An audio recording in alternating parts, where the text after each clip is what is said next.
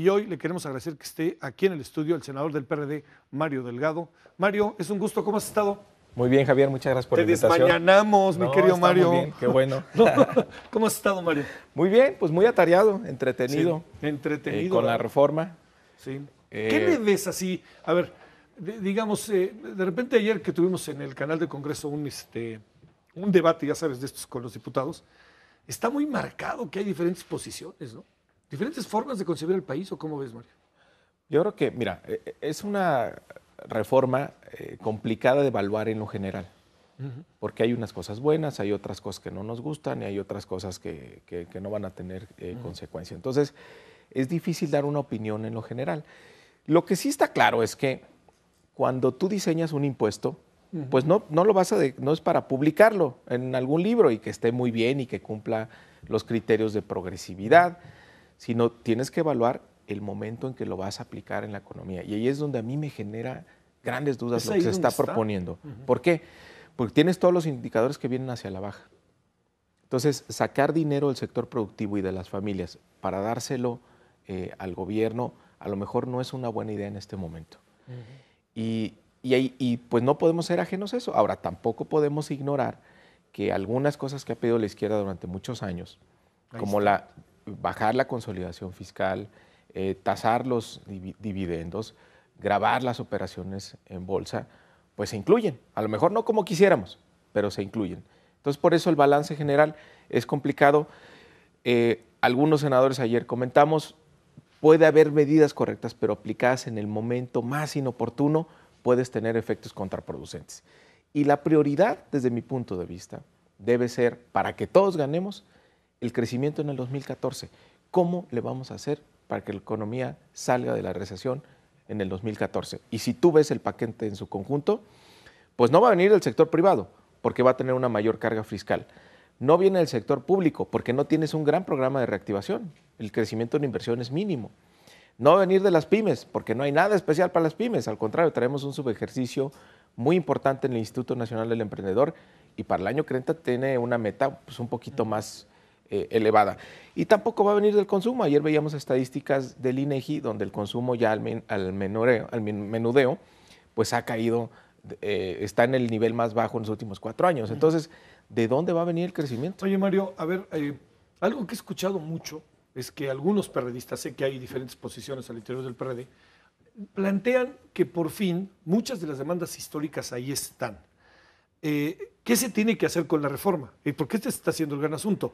Se habla de, incluso ayer decía, ¿no? Lo que presentábamos en la nota que tú estabas, Marcelo Ebrard dice, hay que aliarse con el PAN y que no pase. Pero de cualquier manera, ya se aprobó en diputados y una buena parte de la aprobación de los diputados la dio el propio PRD. ¿Cómo leer el asunto para la sociedad misma? ¿Qué supones que va a pasar en estos días en el Senado? No, justamente es esta combinación, ¿no? Decir, a ver, sí, lo que decías, sí, ¿no? Hay unas demandas de la izquierda que ahí están, eso no lo podemos negar tampoco. Tal vez no tienen la profundidad y el alcance que hubiéramos deseado, pero ahí están, no lo podemos ignorar, no lo podemos hacer menos tampoco. El cuestionamiento viene en que si es el momento oportuno de aplicar esto. Y creo que nosotros propusimos ayer 2 cosas. Decimos, a ver, ¿por qué se le pide un esfuerzo extraordinario a las empresas y a las familias mexicanas y el gobierno no lo hace? ¿Cuál sería ahí la alternativa, Pues hay Mario? que apretarle el cinturón. ¿Qué? ¿Bajar salarios? Medidas de austeridad. Ayer presentamos una iniciativa de ley para que por ley no haya despilfarro del gasto del gobierno. Fíjate nada más, todo el esfuerzo que se va a hacer, grabar aquí, allá, bueno, hasta el alimento de las mascotas se va a grabar. Ok, ¿para qué? Se van a tener, el gobierno, además de la deuda que va a contratar, con los impuestos adicionales, va a tener 447,000 millones de pesos más extras para el año que entra. Sí. Es el presupuesto más alto de toda la historia del país. Y tú dices, bueno, a ver, ¿en qué lo va a gastar? Solamente el 14% es para inversiones. O sea, estamos haciendo un gran esfuerzo de más impuestos y de más deuda, la deuda más grande desde 1989, para seguir financiando el gasto corriente del gobierno, que no ha parado.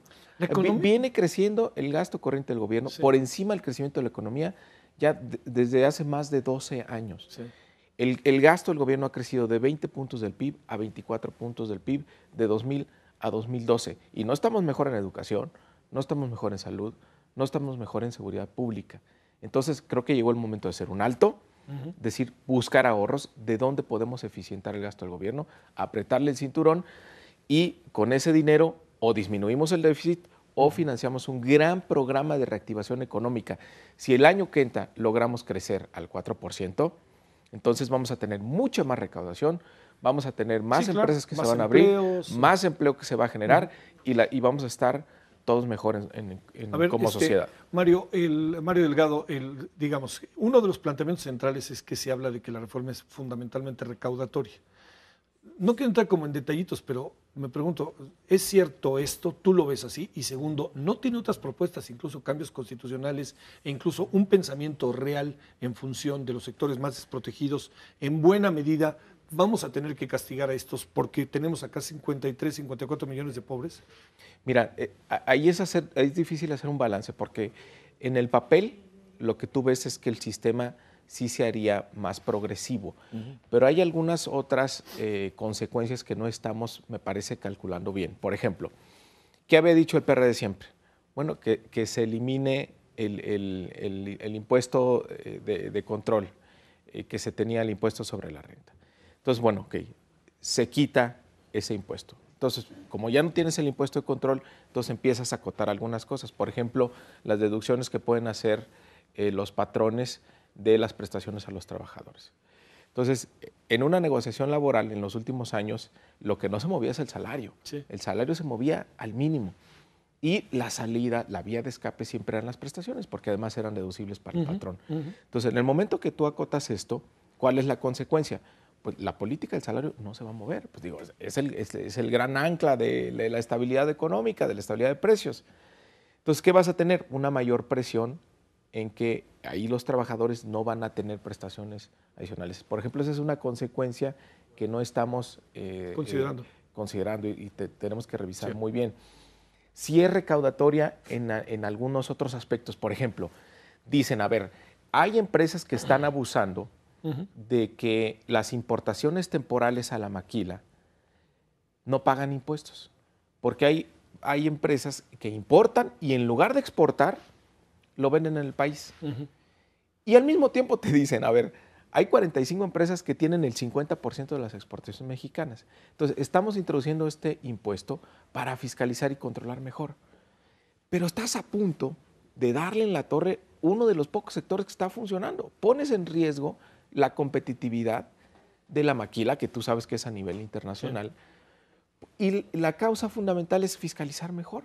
Cuando tú mismo estás diciendo que hay 45 empresas que tienen la mitad, ¿por qué no haces un esfuerzo por fiscalizar mejor a esas 45 empresas y no pongas en riesgo? Sí. Ahí me parece un gran despropósito este impuesto que tiene como fin fiscalizar mejor, pero que pone en riesgo un sector productivo.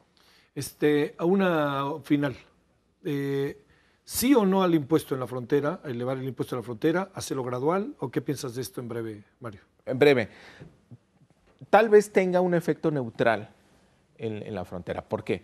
Porque no tienes ahora precios diferenciados. Es decir, nadie va a comprarse una camioneta, una sala, un refrigerador a Tijuana porque sea más barato que en el Estado de México o que en la Ciudad de México. No hay precios diferenciados. ¿Qué quiere decir?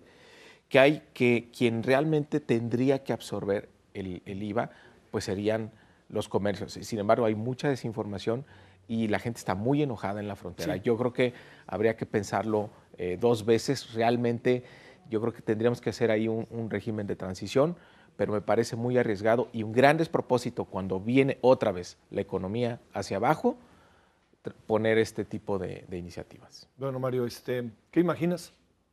Imagino, pues yo creo que una votación cerrada, complicada. No vamos a ver finalmente el PAN. Sí. Que hacen cada una de las medidas. Seguramente va a haber, yo me imagino, unas 3 o 4 medidas que sí les vamos a regresar a los diputados. No está mal, ¿no? No, yo creo que está bien en la medida que el balance final de esto sea mejor. Sale. Mario Delgado, como siempre. Al contrario, es un gusto. Javier, muchas gracias. Muy bien.